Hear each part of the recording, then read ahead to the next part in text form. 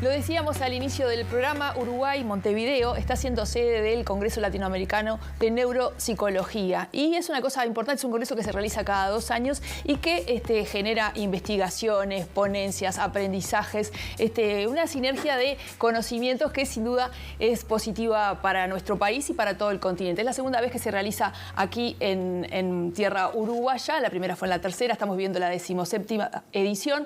Y para hablar de este congreso y de los pormenores de la neuropsicología en nuestro país es que tenemos el agrado de recibir a Ariel Cuadro, que es presidente de la Sociedad Latinoamericana de Neuropsicología e integrante del Congreso. Bienvenido, Ariel. Muy bien, muchísimas gracias. Sí, estamos muy animados con este congreso, además después de la pandemia tuvimos que correr lo que hace un año para poder hacerlo presencial, porque bueno, parte también del interés siempre de la sociedad en convocar, digamos, a quienes trabajan en el campo de la neuropsicología, es esa cuestión del encuentro y de la distancia. Bueno, entonces queríamos hacerlo con la mayor presencialidad posible, así que estamos muy animados, con un número que nos sobrepasó de lo que nos imaginábamos, con 18 países presentes, o sea que estamos muy contentos y animados con dar inicio a este 17º Congreso. Yo intenté definir la definición que encontré, que me pareció más sencilla, pero capaz que nos puedes ahondar y llevarle a la gente a sus hogares. ¿De qué estamos hablando cuando hablamos de neuropsicología? Que es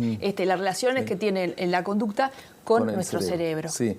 A ver, la neuropsicología es como un área muy multidisciplinar, digamos, donde en realidad es la integración de muchas disciplinas que de algún modo trabajan, digamos, en ese puente, digamos, entre el cerebro y conducta, ¿no? Nosotros tenemos lo que son las funciones psicológicas, digamos, y un sistema nervioso que da sustento a esas funciones. Bueno, la neuropsicología lo que ha hecho ha sido buscar esa relación entre cómo se da esas funciones psicológicas y cómo se da con ese sustento del sistema nervioso. Entonces, eso nos ha permitido conocer mucho más cómo funcionan los procesos, y el interés por conocer los procesos es lo que nos permite también generar, por un lado, aquellas mejores estrategias y aquellas mejores formas de intervenir y rehabilitar, en definitiva, para mejorar la calidad de vida. Así que el foco ha estado de estudiar esa relación, como decimos nosotros, entre estructura y función, digamos, ¿no? O sea, entre la estructura que da sustento a nuestras funciones psicológicas a lo largo del desarrollo, y también cuando se producen situaciones en las cuales se generan, digamos, disfuncionalidades a nivel de las funciones.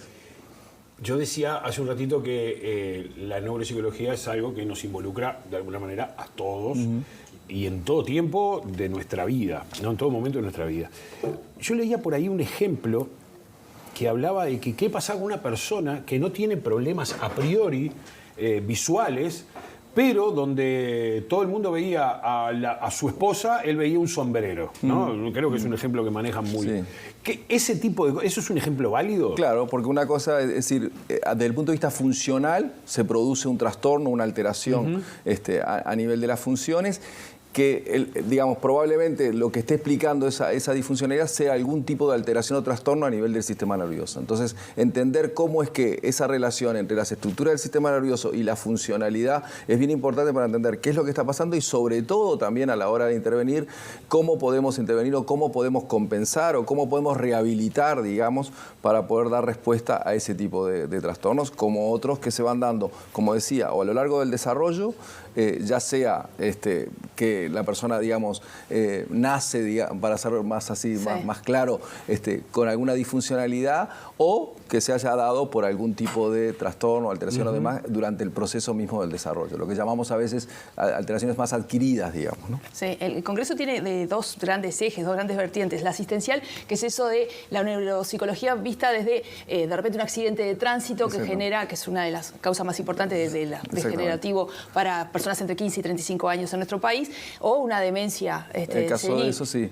O trastornos, por ejemplo, del neurodesarrollo, como pueden ser los trastornos del espectro autista, los trastornos por déficit atencional, las discapacidades intelectuales, los trastornos específicos del lenguaje, o los trastornos del aprendizaje, que siempre son uno de los grandes núcleos, digamos, que tiene que ver con todo lo que son las dificultades, como es el caso de las dislexias, las discalculias y demás, que es otro de los grandes focos, digamos. Pero esa vertiente es mucho más común, quizás. Sí, claro. La vemos en el día a día. Hablábamos con Marcelo en la preparación de esta entrevista, si es que ahora hay más personas que presentan estas dificultades o hay mayores diagnósticos. A ver, probablemente hay mayores diagnósticos. En el caso de las dificultades o los trastornos de aprendizaje, como es el caso de las dislexias y demás, son dificultades que se presentan en el momento en que se empieza el proceso de adquisición de esas habilidades.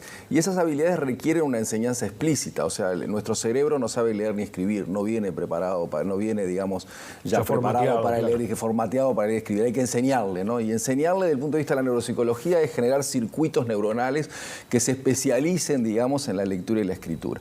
Entonces, bueno, aparecen las dificultades cuando ponemos en marcha ese proceso de enseñanza explícita o la generación de esos circuitos que van a permitir que la persona lea o escriba, ¿no? Entonces, hasta que eso no se da, entonces en cuanto que tenemos más diagnóstico, pero también se ha aumentado, digamos, la escolarización y hoy en día tenemos, gracias a Dios, por ejemplo, en nuestro país, una altísima escolarización en los niños, bueno, también tenemos más niños, digamos, entonces es más fácil a veces poder decir, bueno, tenemos más casos. Bueno, en realidad es que también tenemos más situaciones y tenemos más evaluaciones. Así que en ese sentido también hay que ser cuidadoso de decir es que hay más o menos. Bueno, es cierto que hoy en día tenemos muchos más niños en situación de escolarización y por lo tanto también podemos identificar mucho más aquellas situaciones. La prevalencia, por ejemplo, en el caso de la dislexia más o menos está en torno del 5 o 6% como trastorno del aprendizaje, o sea, como trastorno del neurodesarrollo. Otra cosa es aquellos chicos que tienen dificultades severas para el aprendizaje del lenguaje escrito y entonces ahí aumentamos considerablemente el número, ¿no? Yo, por ejemplo, siempre te digo, nosotros los estudios que hemos hecho en Uruguay estamos en torno del 5%, pero si yo tomo como chicos que se comportan como disléxicos, estamos en más del 18,5%.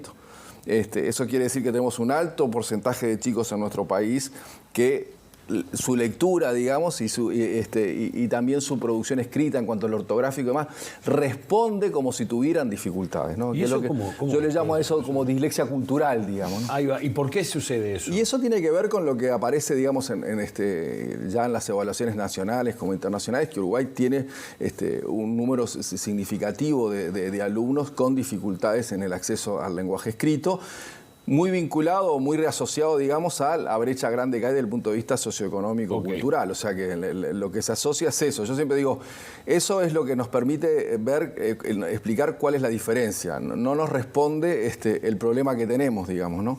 Y el problema que tenemos es que tenemos un sistema educativo que no logra minimizar, digamos, esas diferencias económico-culturales. Por eso yo digo, el gran desafío que tiene el país es generar una propuesta, digamos, que minimice esas diferencias socioeconómico-culturales que están asociadas además a contextos alfabetizadores, o sea, en aquellas situaciones en las cuales los niveles socioeconómicos tampoco son favorables o son vulnerables, pero hay contextos alfabetizadores, el comportamiento y el aprendizaje de esos niños es diferente.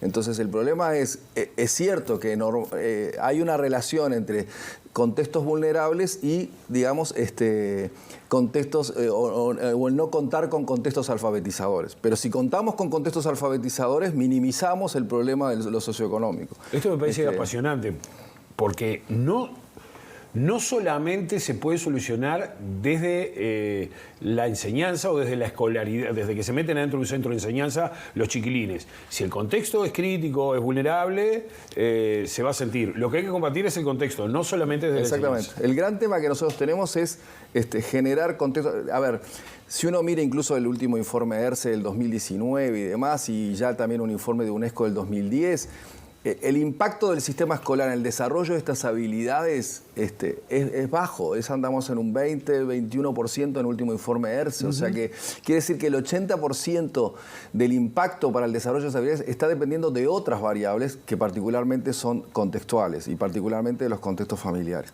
Entonces ahí tenemos que fortalecer eso. También sabemos que esos contextos están muy vinculados, por ejemplo, al nivel educativo de los referentes, particularmente de la madre. Y si nosotros tenemos que, en algunos estudios, muestra de que en contextos más favorables, más del 90% de los referentes al menos terminó la educación media, pero si vamos a contextos desfavorables no llegamos al 13%, entonces, bueno, tenemos una realidad, por eso digo que la complejidad, o sea, yo siempre digo, lo del nivel socioeconómico nos describe una realidad. Pero el problema que tenemos, o sea, en el caso del lenguaje escrito, es cómo generar contextos, porque dependemos mucho de esos contextos alfabetizadores. Y si no queremos depender de eso, tenemos que generar otros contextos o generar una propuesta que minimice los efectos de aquellos chicos que no tienen esos contextos alfabetizadores. Y todos esos trastornos de aprendizaje que hablábamos, dislexia, todo eso, se dan claramente mucho más en este tipo de contextos vulnerables. No. Como trastorno del neurodesarrollo no necesariamente se da, pero sí se da de que tenemos un alto porcentaje de esos chicos de esos contextos que se comportan con esas dificultades. Exactamente. Claro, y también a veces eso acumulado, digamos, también genera una resistencia después a poder revertirlo. O sea que cada vez se va volviendo más difícil generar cambios, ¿no? Claro. Leíamos una entrevista tuya del 2020 en la que empezaba a visorarse alguna consecuencia ya de la pandemia, de la educación a distancia. Hoy, con la perspectiva del tiempo, ¿cómo ha resultado para estas cifras, para estos aprendizajes, para estas detecciones? Sí, a ver, particularmente eso, o sea, ha tenido mayor impacto precisamente en contextos más vulnerables, porque, como decíamos, dependemos mucho de los contextos alfabetizadores. En contextos más favorecidos, además de que hubo una mayor asistencia, digamos, a los centros educativos, tenían esos contextos alfabetizadores. Entonces, realmente ahí podemos, se minimizó bastante, por lo menos en estas habilidades más instrumentales, esas dificultades. Pero en contextos vulnerables, además del tema de los tiempos en que no pudo haber asistencia y demás, también se quedaron mucho más vinculados a esos contextos no alfabetizadores. Así que ahí tenemos claramente dificultades. Lo vemos en los casos de los niños de primero y segundo año de escuela, hasta tercer año de escuela, enormes carencias, digamos, que se empiezan a presentar porque no ha habido esos tiempos de alfabetización, digamos, necesarios, ¿no? Y si eso no se cubre desde el ambiente escolar, además, de todas formas es bien interesante ver los informes incluso de Arista y demás, del Instituto Nacional de Evaluación Educativa, ver que el impacto que tuvo en nosotros la pandemia en relación a otros países de la región no fue tan grande, o sea, el rezago no fue tan grande en nuestro medio, entre otras cosas porque muchas prácticas de los docentes, tratando de poner foco en estas habilidades instrumentales, tratando de buscar los vínculos con la familia y demás, lograron minimizar, digamos, esos efectos. O sea que también promovió mucho, por un lado, focalizar en este tipo de aprendizajes y por otro lado también el vínculo con la familia, porque sabemos que el involucramiento familiar es muy importante en todos los procesos de aprendizaje. Y ese es también un desafío en Uruguay, porque Uruguay tiene un bajo involucramiento de las familias en los procesos de aprendizaje de sus hijos. Entonces ahí tenemos otro gran desafío, porque sabemos que esa es una variable, porque el involucramiento tiene que ver con las expectativas de las familias con respecto a sus hijos, y nosotros tenemos poco involucramiento y por lo tanto también a veces pocas expectativas, sobre todo en contextos más vulnerables. Entonces, el lograr el involucramiento y con eso aumentar las expectativas es muy importante para generar mejores condiciones de aprendizaje. Ahí está bueno esto que estabas diciendo también, porque me imagino que en el Congreso no solamente es un Congreso donde los especialistas diagnostiquen cuáles son los problemas, sino que también hay propuestas para revertir. Sí. Hay muchos trabajos de los que se presentan en las distintas mesas, que son 45 mesas y hay 110 pósteres, además de más de 6, 7 conferencias, que van a estar orientadas mucho más a temas de intervención. En estos momentos el gran desafío es generar propuestas que logren intervenir, mejorar, rehabilitar, digamos, más que los diagnósticos, digamos, claro, ¿no? O sea que el gran desafío que tenemos ahora es generar, nosotros más o menos, como pasa en Uruguay, las condiciones y el diagnóstico de las situaciones de aprendizaje las tenemos bastante identificadas, digamos. El gran desafío que tenemos es cómo generar propuestas que mejoren esas condiciones de aprendizaje y por lo tanto las condiciones de vida. Hay que ver que en estas habilidades nos jugamos mucho, no solo el saber leer y escribir, sino que el saber leer y escribir es uno de los principales recursos que tenemos en el mundo de hoy para acceder al conocimiento, al aprendizaje y con eso al desarrollo. Sin duda. Ariel, nos queda un minuto de esta preciosa charla que te agradecemos. No tuve tiempo de leer tu currículum, pero realmente es un honor que estés acá con nosotros enseñándonos todo esto. Pero quería detenerme en ese último minuto en el comunicado en sí de este congreso, en la invitación a la población a saber que esto está sucediendo, en lo que habla del papel histórico de Uruguay, un pionero en la neuropsicología, sí, pero a la vez que esto de la rehabilitación de los accidentados o de las personas con determinados tipos de demencia aún está en ciernes, así dice literalmente. Te pido una última definición de cómo estamos en este momento, en este 2022, en cuanto a neuropsicología. Bueno, yo creo que, a ver, nosotros tenemos una larga, por eso digo, en América Latina, tradición importante, incluso estando muy, digamos, en punta, en los trabajos ya en la década de los 60, sobre todo vinculado a los estudios de memoria, todo lo que eran trastornos a nivel de memoria, como a nivel de las dificultades de aprendizaje. Esas fueron las dos grandes líneas, donde se vinculó mucho la gente del campo de la neurología con la gente del campo de la educación. Así que tenemos una tradición grande y eso fue lo que nos posicionó cuando se fundó la Sociedad de Neuropsicología. Uruguay tuvo una participación muy importante, ahí tuvimos un destacado neuropsicólogo que fue Fernando Dalmás y otros que realmente jugaron un rol muy importante. Y yo creo que en este momento nosotros también estamos en un buen posicionamiento, digamos, muy vinculado. Hoy en día la transversalidad es mayor, digamos, pero tenemos mucha gente implicada de muchas disciplinas en el campo de la neuropsicología y creo que eso nos pone, digamos, también, y bueno, también esa es la razón de poderlo hacer en Uruguay, poder convocar a más de 650 personas en un país como el nuestro no es frecuente, digamos, y bueno, y generar un congreso con eso. Bueno, yo creo que eso muestra, digamos, el nivel de presencia que tenemos y de desarrollo y de interés que genera el campo de la neuropsicología. Muy bien, Ariel Cuadro, muchísimas gracias. No, a ustedes, muchísimas gracias por la oportunidad.